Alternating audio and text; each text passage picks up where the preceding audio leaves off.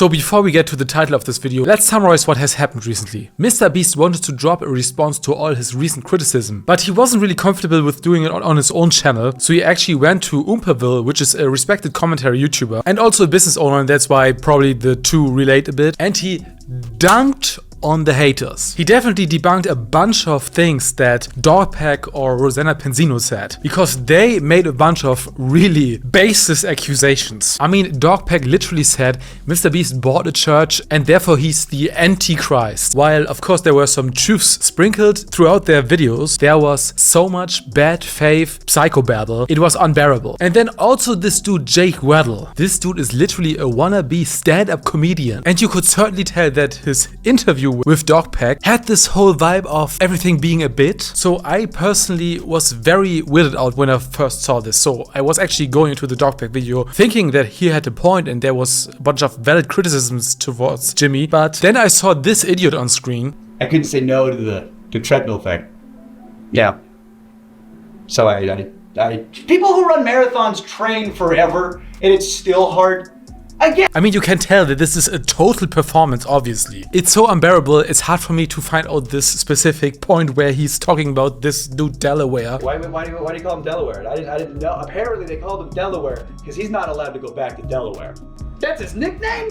Colloquially? Like, you know, yeah, it's Delaware. Don't ask him why. Yeah. Which is obviously like some sort of stupid joke that somebody made. That's just not reality. I mean, who knows? Maybe he himself came up with this dumbass joke. Maybe this like some sort of smart comedy bit or something. Accusing MrBeast of knowingly hiring a sex predator. And MrBeast refused this by saying nobody under 30 is doing background checks on their employees. And that's obviously true. Especially the criticism against Jimmy Beast's philanthropic work is just so mean and bad faith. He's literally helping people get their eyesight back, builds wells in Africa, and pulls trash out of the ocean. And people are always claiming that he's just doing this for money and fame. Obviously not. If he's just doing some weird stunt with like a bunch of Raris, it's probably getting more views and probably costs less, to be honest. By the way, Jake Weller actually took money from MrBeast because he was just crying about not having money and not being able to finance his life. MrBeast actually gave him money and he accepted that money, or like part of it, which is even weirder. But anyways, these people just distracted from actual criticism about MrBeast. I mean, some things actually stuck, like the Chris Tyson or Ava Tyson situation, where MrBeast actually had to distance himself from Ava Tyson and actually get rid of her. So in that way, it was definitely successful, this whole like commentary storm against MrBeast. But we got kind of distracted from the actual topic, which is the whole crypto thing, because MrBeast can do as much philanthropic work as he wants. At the end of the day, if he's financing this with questionable profits made in the crypto space, then that's obviously something that we have to call out. Because MrBeast is claiming in this video with Oomperville that his videos are actually not making enough money. It's not making enough money to actually finance his videos. He's making money from Feastables. And of course, what he's also planning to do is, of course, making money from Lunchlease. Did he also make some money back in the days through crypto to finance his videos?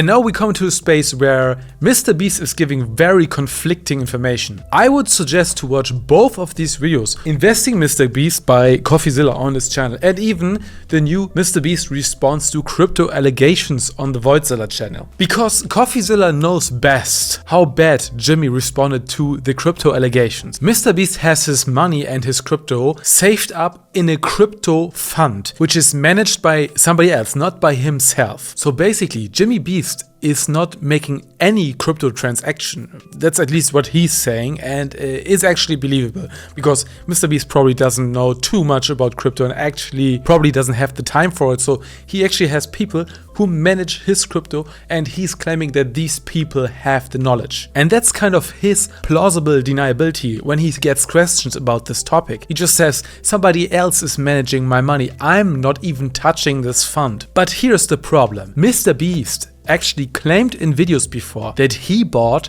certain CryptoPunks. And that's even how the wallet address of his crypto fund was found out, because MrBeast actually tweeted that he bought a crypto fund and then they just checked which wallet bought that crypto fund. So even if MrBeast is not managing this himself, he is tweeting about his investments, and also in this podcast with Logan Paul, he's actually saying that he bought a bunch of CryptoPunks and he's actually selecting them even by certain characteristics. And Mike Malek, out of all people, actually has this interesting take that CryptoPunks was probably successful because Logan Paul and Jimmy Beast and a bunch of other people were invited into some sort of Illuminati session with Gary Vee, where he said that everybody should buy CryptoPunks, and then everybody bought them and a bunch of people actually promoted them, and then they blew up and went to the moon. I mean, who could have guessed? And then they made a bunch of money because of the high market cap of these NFTs. But the most damning thing is when Jimmy Beast actually tweeted something out about a cryptocurrency called Super, which was just a tweet with some eye emojis. And around the same time, actually his fund started selling Super. So he kind of made a hint towards this one cryptocurrency, which his fund already acquired in a pre-sale, and then they start selling it, allegedly. And I don't even have to discuss if any of this is real or not, because it's not like Mr. Beast is actually denying that any of this happened. He's just saying that he's not actually managing this fund, and he's also saying that his tweet probably didn't have any impact on anybody buying this cryptocurrency, which is the most ridiculous thing that I heard all year, and the year is almost over. Mr. Beast not having an impact on cryptocurrency when he's tweeting something out, even though he is one of the most popular people on the world, even though crypto degenerates just sit on Twitter all day and just wait for some influencer to tweet out some cryptocurrency so they can buy in quick to catch the currency booming and then just selling off with some small profit. Like, a lot of people are actually doing this. Mr. Beast co-signing anything has an impact, and especially in the cryptocurrency space, especially if people think that there might be some sort of partnership happening with Mr. Beast. That would be like so bullish. So most likely a lot of people bought in while Mr. Beast is selling, or rather his fund, I'm sorry. And let's not forget that his fund acquired the tokens in a pre-sale, probably, and that is of course pure speculation, at a very good price. It's just so laughable how Mr. Beast has so many good responses to the criticism, and then when it comes to this crypto topic, he's just completely ridiculous, making statements like he doesn't have an impact on anybody buying a cryptocurrency when he tweets it out. That's just so ridiculous. Oh, and let's also not forget that Mr. Beast back then also claimed that he then sold his CryptoPunks and bought VeeFriends instead. So either he was back then lying that he actually managed this, or let's say he at least gave a direction to his fund management. Either he lied about that back then and was actually claiming something that his fund management already did without his input, or he is actually instructing them to do certain investments. And at least to me, this sounds way more likely. What would sound the most likely for me is that somebody's actually managing Mr. Beast's cryptocurrencies in a fund, but Mr. Beast is also giving this person information about what's happening on the market and even the NFT market as well, and they just do the trading for him. Maybe they even sit down with him and he's just saying, oh, let's buy this CryptoPunk, and then they are doing the sale for him. That way he still has control over his investments, but also he's not liable for these investments. And maybe he even consulted with a lawyer about this and somebody told him to create a fund and let it be managed by somebody else. Either way, Mr. Beast was lying back then or is lying right now, and in the most likely scenario, which is not proven by the way, he is actually involved in these investments and his influence is a main reason for his financial success on that front. But of course this is something that he is vehemently denying, because that would actually potentially make him legally responsible for basically dumping on the face of his followers. But the most insane statement was still that his tweets would not impact somebody to actually buy a token. I mean, Mr. Beast is literally pissing in our face and telling us it's raining. Mr. Beast actually says in this video that he would actually pay people back that feel like they were falsely advertised by his lotteries back in the days. Which sounds very honorable, but would Mr. Beast do this in the case of these cryptocurrency investments? I mean, those weren't exactly pump and dumps. I mean, Mr. Beast actually says in this video that this coin Super actually holds a lot of value till this day. But if you listen to what CoffeeZilla says, of course, Mr. Beast's fund has actually made a significant profit, which is, I mean, a crazy amount actually. And of course, you could never find out who you invested and got dumped on. Here are screenshots from the original tweets from Mr. Beast regarding Super. Here in March, he actually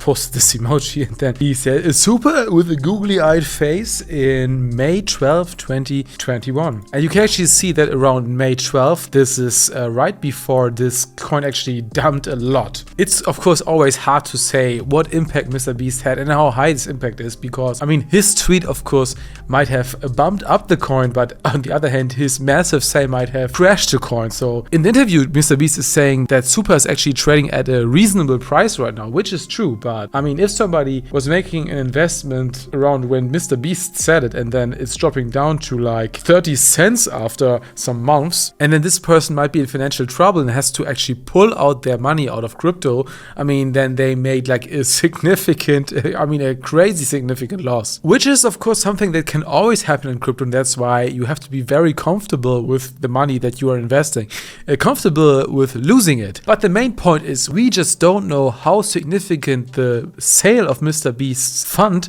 was actually on the price of Super back then. Summarize, I'm just trying to say that promoting a coin while actually selling it, or your fund is selling it, is just something that is definitely to be criticized. And I mean, even making a suggestion towards a coin, if you're as big as Mr. Beast, is something that you just shouldn't do. Unless maybe this is your own project that you're actually long-term invested in or something. But at least currently it seems like Mr. Beast made a bunch of money back then. And then one thing we cannot forget about, the whole picture just makes sense.